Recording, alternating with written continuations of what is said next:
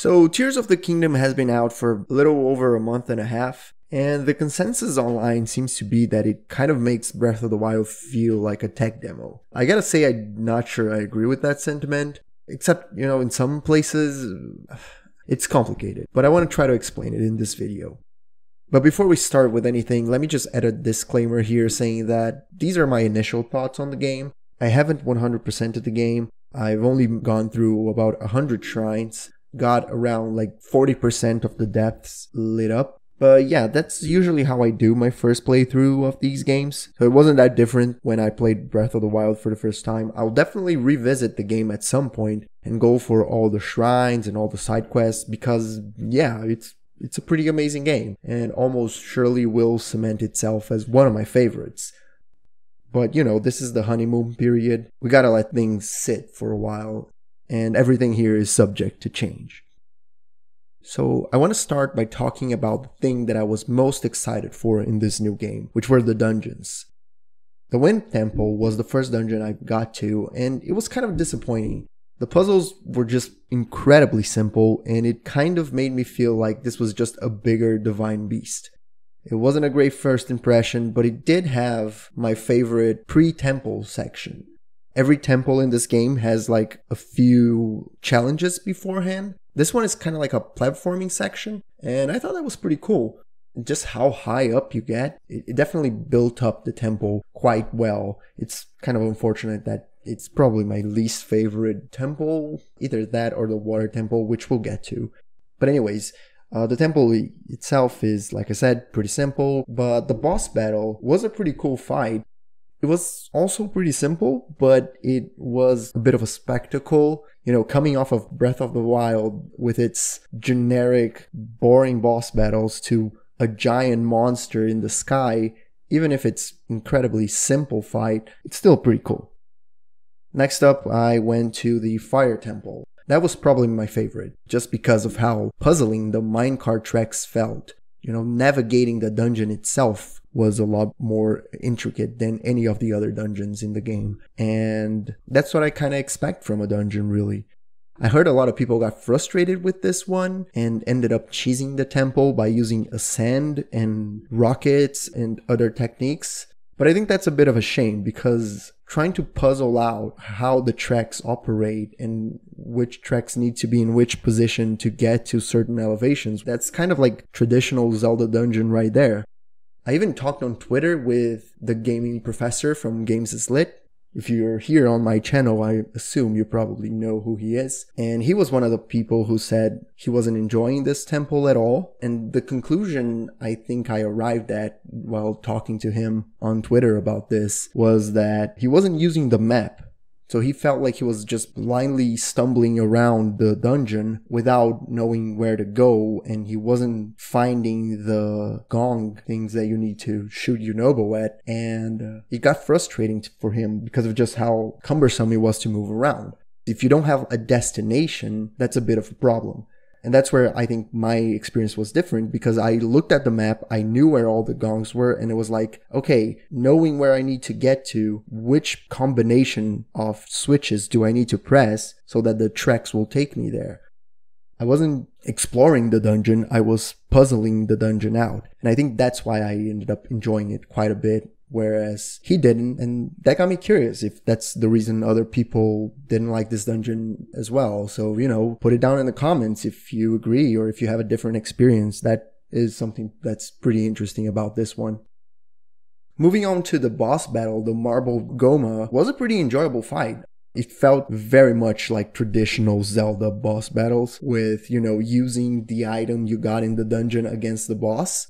And in this case, you're not using an item, you're using Yunobo's ability. But yeah, I thought it was especially cool on the second phase when it goes up to the ceiling and you need to kind of aim Yunobo at the walls so that he will roll up the wall and smash it. Yeah, that was just a fun boss battle, very Zelda-like. Moving on, my next temple was the Water Temple. And like I mentioned earlier, just like the Wind Temple, it was quite disappointing because the puzzles are just too simple, and I'm kind of torn between whether this one or Wind Temple are my least favorite. Wind Temple is simpler, but it has a better build-up. This one, I think the build-up is not as cool, but it does have the low gravity mechanic, which kind of gives it a bit more of an identity. Even then, though, that's another thing that's a bit disappointing. The low gravity is not really used in any of the puzzles. That's one thing that I think it's worth mentioning about all the temples in this game is they all have like the things that need to be activated. The puzzles to activating those things are always pretty simple, but the best dungeons in the game are the ones that are about how to navigate the dungeon. And the Water Temple and the Wind Temple, they just don't have much of anything in terms of how you navigate the dungeon. The boss battle in this temple is one that's pretty interesting, I think, because at first I was like, oh, this is kind of enjoyable. Like, we come off of these big, enormous monsters, and now we are fighting like this little squid thing that actually turns into a giant shark, but the monster itself is small. It adds a little bit of variety. But while I was enjoying the first phase of this fight, the second phase kind of highlights one of the biggest issues with the way Tears of the Kingdom decided to handle its quote-unquote items. Because the new abilities that you get for each dungeon, they are tied to NPC characters. AI-controlled companions, which would be fine if you could activate their abilities with the press of a button, but instead you need to physically move towards them and activate their abilities. But here, because the second stage, the entire floor is covered in muck, getting to Sidon is really fucking hard. And in the end, what happens is you just end up fusing splash fruits or any water items that you have to your arrows and clear the stage using your own inventory instead of using your companion, which is probably not the idea here.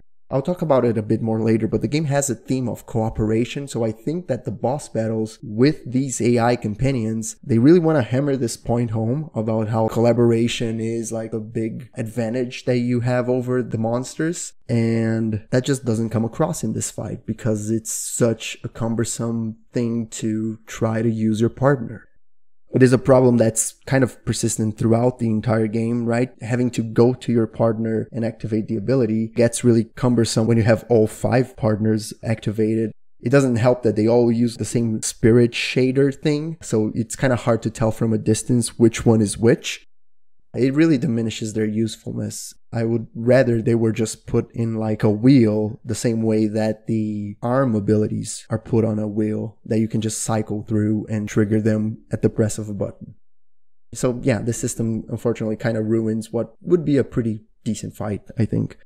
Moving on to the Lightning Temple, that one is much like the Fire Temple, also felt a lot like true Zelda dungeon, especially with like the central gimmick of the mirrors. But there's another way in which it reminds me of older Zelda dungeons because Rico, unlike the other companions, she doesn't teleport to your location.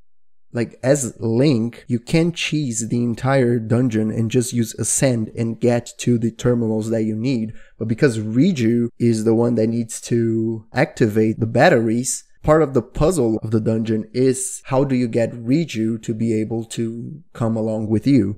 Kind of like Princess Ruto in Jabu Jabu's Belly from Ocarina of Time, or Medley and Makar in the later Wind Waker temples. So I thought that was pretty cool. I really enjoyed that. And the boss battle is pretty cool too. I will say that I guess the first phase of the Gibdo Queen fight was a little bit forgettable, but the second phase in which you're getting rushed by this frantic horde of Gibdos is pretty cool. And there's like a risk versus reward, whether you aim straight for the queen and try to take her out as quickly as possible, or do you just take your time and destroy each hive one by one so that you have a clearer shot at the queen. Yeah, so, you know, the additional mob monsters really made this fight a lot more enjoyable for me.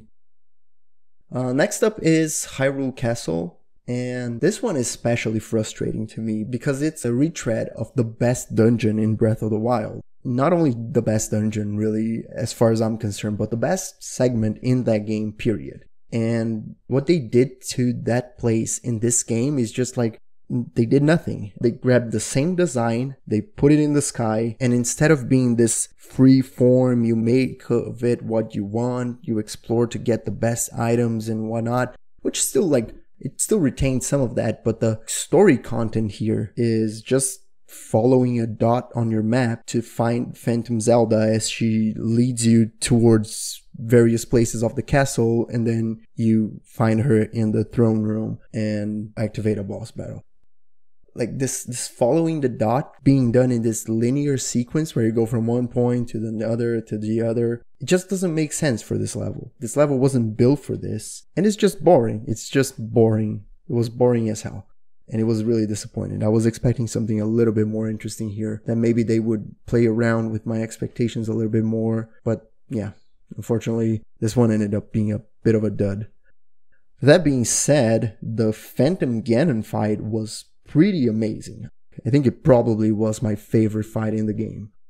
I had all the sages, I didn't have Minoru yet, but I had all 4 sages turned on for this fight. And having multiple Phantom Ganons against my friends over there, it kind of felt like the perfect balance between like a proper challenging fight and a fight that's a bit more about spectacle. I kept thinking to myself, if I had come here before acquiring the sages, this fight would have been a lot different, right? It would have been a lot harder, a lot more chaotic. It really drove home the point of like the collaboration and the partners together overcoming the enemy through like friendship and collaboration and that kind of thing. But it wasn't just a story and visual spectacle thing, but it was also like a gameplay thing. This fight is pretty cool. This enemy has different weapons. It has different abilities. One pet peeve of mine in game design is recycled boss battles. I hate them. I hate fighting the same guy twice. I think it completely drains the significance of a fight when you just stumble upon it again later in the game. So it's very possible that this would have diminished my enjoyment of this fight, but thankfully I had not found the other Phantom Ganon fights before visiting Hyrule Castle. So this fight was completely new for me. Even then, right, it's still a different fight than most Phantom Ganon fights you're gonna find on the overworld. Because, you know, there are 5 of them. You kind of have to have your sages turned on. Unless you're like really good at the game, which I'm not. Anyways, it was my favorite fight. And it made Hyrule Castle a little bit less of a disappointment. Next on the line was the Spirit Temple, or the Construct Forge, and that one I'm a bit conflicted on because I did enjoy the 4 puzzles putting together the robot. First of all, just the concept of like, I'm putting together this robot, that's pretty cool. Will I get to ride around it? Like that kind of built the anticipation in my mind of like, what would this robot even be like in terms of gameplay? So I was enjoying that build-up, and the puzzles themselves are pretty good, I think. They do kind of feel a little disconnected, like they're just like 4 different shrines. But, you know, you kind of have to bring the body part back to the center of the forge and putting them together and everything. And the puzzles are good, and everything was building up in a great way. I was really excited. I was like, okay, this is a cool dungeon. But then the robot itself just felt completely underwhelming to me. I got on top of it and it just felt incredibly weak. I felt like every enemy that I was fighting, I would have had an easier time just fighting on the ground. It just didn't do anything for me, really. It was pretty disappointing because I was like hyping up what that would be like. Maybe I just didn't know how to use it properly. What's the best way to leverage its abilities and all that, but yeah, it was kind of disappointing. And then, to really rub salt on the wound, the boss fight for this temple is just like my least favorite one. The Seized Construct. It's just so slow, so clunky, so boring. I don't know. It just didn't do anything for me. Yeah, it went from a temple that I was really enjoying to a temple that I just did not like by the end. Soured my experience completely. Yeah, so that was the last temple. But I do want to talk about like the Forgotten Foundation, or like the Imprisoning Chamber, that final stretch of the game below Hyrule Castle. That final segment was a little disappointing, coming off of Breath of the Wild, which had Hyrule Castle, like I mentioned earlier, my favorite segment of that game. And in here, the conclusion is a little bit not as great.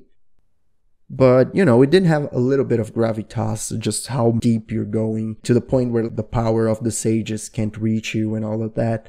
I played the entire game with the sages turned on. Even if it got a little chaotic sometimes, it felt like the way it was intended to be played. So, you know, having them turned off here, it was kind of like, ooh, this is different. But yeah, that doesn't save it from being a bit of a letdown. The fight with Ganondorf, though, I feel like people might disagree with me on this, but generally speaking, one-on-one combat is not the game's greatest aspect, and this fight just felt a little bit, like especially the first phase, felt a little bit underwhelming. We were just throwing these stunted mechanical blows at each other. It wasn't amazing for me. That being said, the second and third phase I really enjoyed, just because like there's that gag with the health bar that just grows enormous. That was pretty funny. And you know, the sages come back to help and he can flurry rush out of your flurry rush, so you need to like really master that mechanic. So that was pretty good. It's a bit of a shame that flurry rush is still broken a little bit, but it works well in this fight at least. We'll talk more about that in a bit.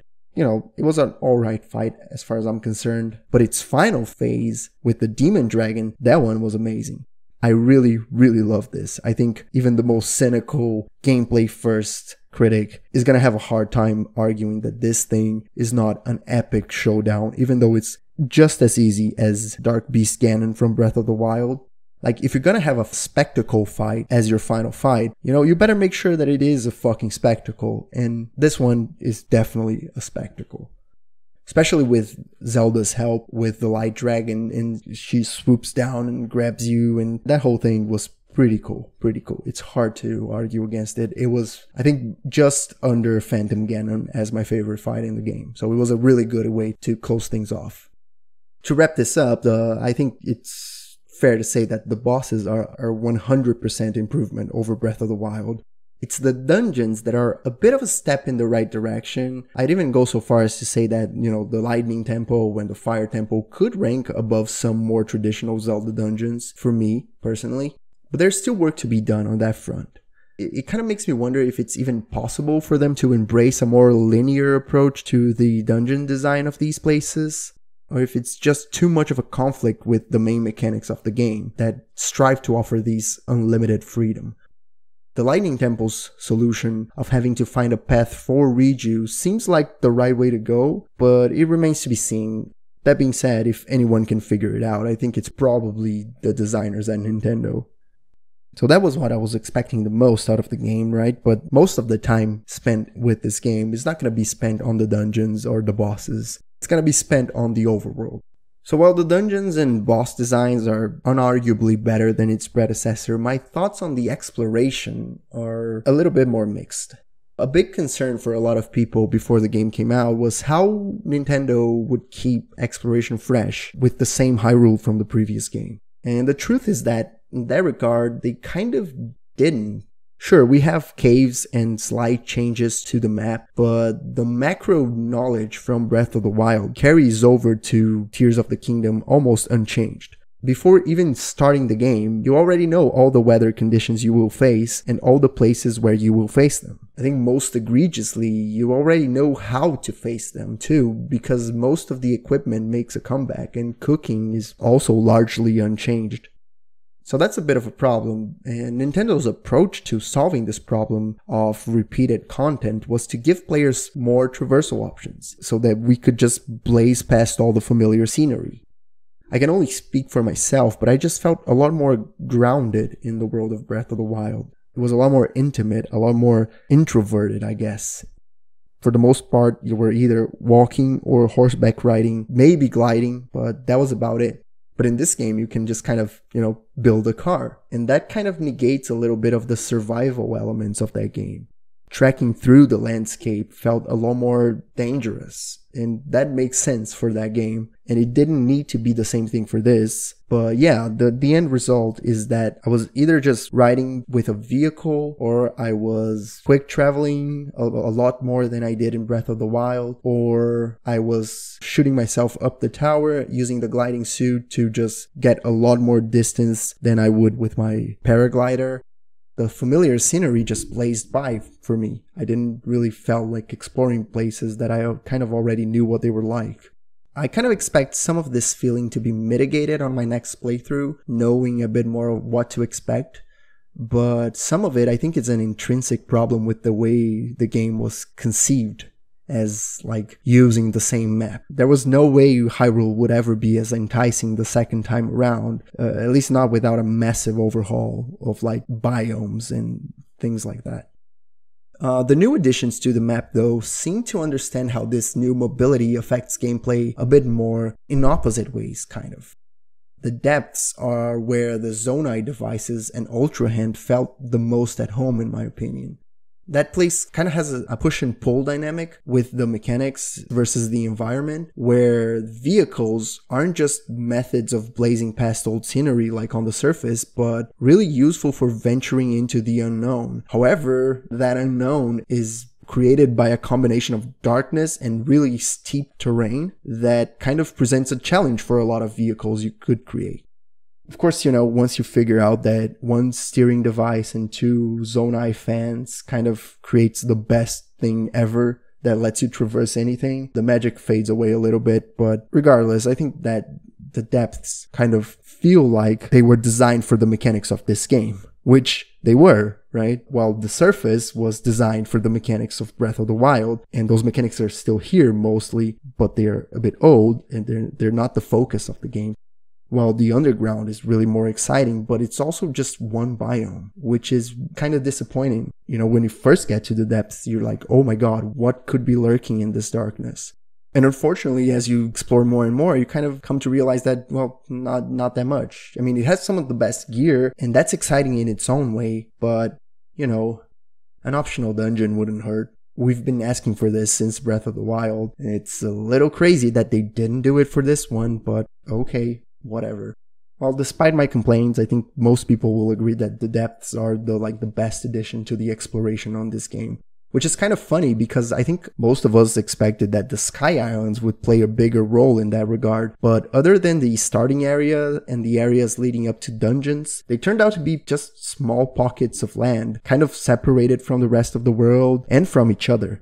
In a sense, they're kind of like shrines. Most of them even contain their own reward shrine where you have to bring a crystal back to its base. They do suffer the problem of becoming too samey and predictable.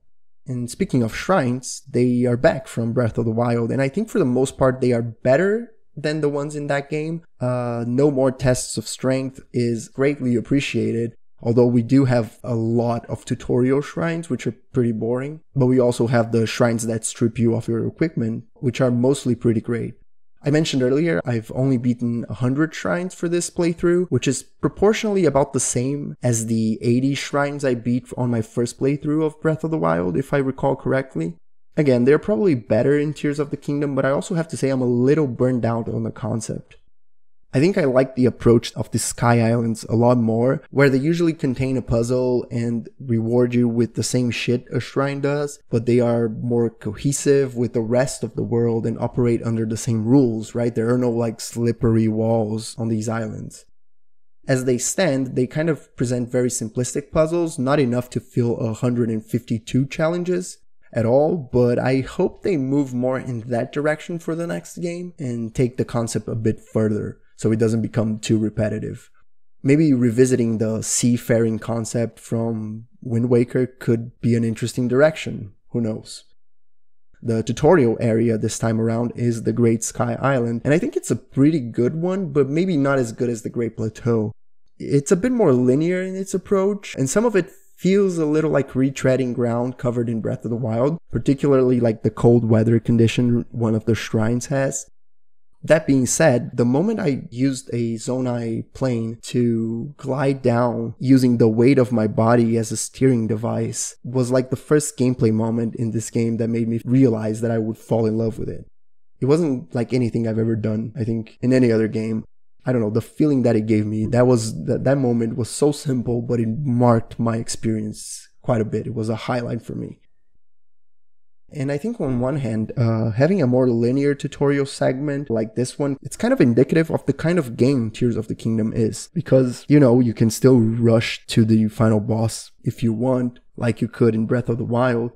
But I feel like this game is a little bit more structured. It gives you first the 4 temples to complete, and then you go to Hyrule Castle, and then you're like, oh, let's find the 5th sage. And then you find the 5th sage, and then you're like, okay, now all sages are free, let's find Ganondorf. And I mean, it's pretty obvious where he is, but there is a quest that's about figuring out where he is if you want to go there. And it makes some good use of the depth with some Master Koga bosses, with unique Zonai devices, which I thought were decent battles. I enjoyed those for sure. There's a bit more structure to this game, so it makes sense. The tutorial kind of primes you for that a little bit. Even if it's not better than the Great Plateau in my eyes, the Great Plateau is a pretty high standard, and the Great Sky Islands are pretty good. Moving on to combat, it's a bit unfortunate that it's kept mostly intact from Breath of the Wild, because that kind of means that, you're gonna wear the same weapon types against mostly the same enemies, and it wasn't a highlight in that game, and it certainly isn't a highlight here. I think the most egregious aspect that I talked a bit about before is the Flurry Rush. It's kind of unacceptable for a system that's been cooking for 12 years at this point, that it just doesn't make sense when it triggers and when it doesn't. It kind of makes me think that it is working as intended and the game just doesn't communicate properly how it works. But, at this point, it just feels like I'm being gaslit or something. What's better, however, is weapon durability. Since now you can tell beforehand what parts enemies will drop based on their horns, you can make a conscious judgment call on whether a battle is worth spending your better weapons on or not. I think this system will always be antithetical to the experience a lot of people are looking for in a Zelda game, but within the framework of Breath of the Wild, Tears of the Kingdom takes an important step towards refining the system for people who liked it before, and maybe even turning a few haters into believers in the process. It is a bit of a shame that the Master Sword is still subject to the same rules, however. But that being said, one of my favorite aspects of the exploration for this game is the Master Sword quest. For me, I found it after finding all the memories. First of all, the memory of Zelda turning into the dragon was my favorite plot point in the entire game. But what I love about it the most is hearing stories of other people who just found it by accident. They were like gliding through the skies and they saw a dragon and they were like, okay, I probably need to farm a horn from this thing, so let me go check it out, and then they just find it there. And that must be such an amazing moment, right? To just stumble upon the Master Sword in the head of this dragon, and maybe you don't even know what the dragon is yet. I can only imagine, right? Because as I said, my experience was the intended linear one. But regardless, it's a design decision that I kind of love about it. Well, we touched a bit on story here, and well, I made an entire video on Breath of the Wild story and how it was actually more interesting than I first thought it was. So I was pretty excited to see what the story for this game was gonna look like. Yeah, so why don't we talk about stories and themes now, before we close things off. So one misguided decision about the story, I think, was to bring back the concept of memories. In Breath of the Wild, the order you uncover the story kind of changed your perception of Zelda. Maybe you first stumble upon a memory where she's being a little bratty, a little mean to Link, so you think that she's a bit cold and not very nice. And then you see the other memories and you're like, oh, okay, you kind of warm up to her and all of that. Conversely, you could just stumble upon the first memory being her just nerding out about a frog and be like, oh, she's a kooky weirdo or whatever. And that maybe makes you kind of pity her for being stuck in the castle. Like, it kind of builds your own perception of Zelda a little bit with its non-linearity. But the story in Tears of the Kingdom kind of doesn't benefit at all from being told in this non-linear way. Which is not to say the story is bad. I think it's pretty good. I won't say it's amazing, but as a sequence of events, there's more to it than in Breath of the Wild, which is a good thing. But like I mentioned earlier, the moment that kind of rises above everything else, in my opinion, was Zelda's decision to become a dragon. You know, my experience was that I watched the memories in order, and when Minoru first mentioned that eating a secret stone turns you into a dragon, I immediately connected the dots of who the mysterious fourth dragon was. So there was no plot twist here. I don't think it will have for anyone who's seen the memories. But despite that, her decision to lose herself and the fact that she's been wandering the skies for like thousands of years, waiting for you to come get the Master Sword, that's powerful, I think, and it kind of resonates. It resonated with me, and the Master Sword sequence is the best one in the series. So this whole moment of the game is a highlight, and it's good that it's connected to the story. As far as themes go, I think the biggest one has to be the one that's been acknowledged by the developers themselves, which is the theme of hands. You know, obviously Link's arm is replaced with Raru's, but the symbol of the hand is also used in two other key visuals. First one is whenever Link accepts a sage's vow, there's a prominent shot of the handshake where they establish their loyalty to each other. And the second one is when Link fails to catch Zelda at the beginning of the game, which then gets reincorporated at the end of the game when players need to dive through the skies to catch her. In terms of gameplay, Ultra Hand is the game's defining mechanic and indicates the game sees hands as a tool for building things. So when you combine that with the handshakes that symbolize the union of all the races of Hyrule, we can interpret the game's core theme as being about how reconstruction requires collaboration, you know, a bit about the power of friendship and all of that. I think it's interesting to note that Ganondorf and Raru's alliance, they never shook on it. Maybe that's why it all goes to shit. I don't know. But, you know, this main theme, the game kind of tries to convey this through gameplay in the form of the AI companions you come across throughout your adventure. Not just the sages, but the monster hunting squads that are spread throughout Hyrule. You know, just in general, the game's greater emphasis on these combat companions is, I think, the more interesting way in which story and gameplay seem to connect a little bit. At least, as far as my first playthrough goes, this is the biggest theme I could get from it. Closing things off now, on a moment-to-moment basis, I think Tears of the Kingdom is undeniably a step up from Breath of the Wild. You know, there are more bosses, there are bigger dungeons, more applicability to its mechanics, more explorable terrain, a grander, more epic story, more things to collect. Everything is bigger and better for the most part. But that being said, it also feels a lot more disjointed than its predecessor in my opinion. I still think I like it better than Breath of the Wild, but unlike many others seem to argue, I don't think it will supplant it or render it obsolete in any way, at least not in my eyes. It's kind of weird seeing Zelda try its hand at this sort of iterative design in a sequel. Since in the past, games usually had very distinct identities, even when they were direct sequels like Majora's Mask in Ocarina of Time or Phantom Hourglass in Wind Waker. So, you know, as much as this recent duology is firmly cemented in my mind as two of my favorite games ever, I do hope they can go in a different direction for the next game. I mean, sure, keep the open world and the open-ended gameplay. I don't think we're ever going back after the success that these games achieved. But maybe give us a new Link, a new Zelda, a new Hyrule with a clearer identity of its own. You know, just so that we don't have to keep comparing every new game to its immediate predecessor.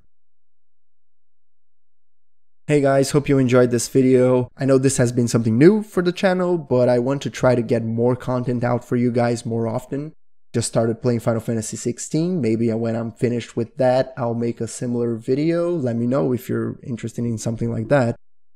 But do not worry, if you are one of the few fans of my analysis videos, I am already working on a Silent Hill 2 analysis. I already grabbed the footage, I'm just doing some research and probably start the script soon. I expect to have it out by like August, I think. But if you're new here, don't forget to check out my video analysis on Breath of the Wild. I'm pretty proud of that video, and I think it could make you rethink the game's storytelling if you are one of the people that didn't quite gel with it, which are, I think, most people that play that game, but maybe check it out. Also, one last plug, I am making a game, so if you're interested in that, go check out the description for a Discord link where you can access a small work-in-progress demo. And that's it. Thanks for watching. Bye.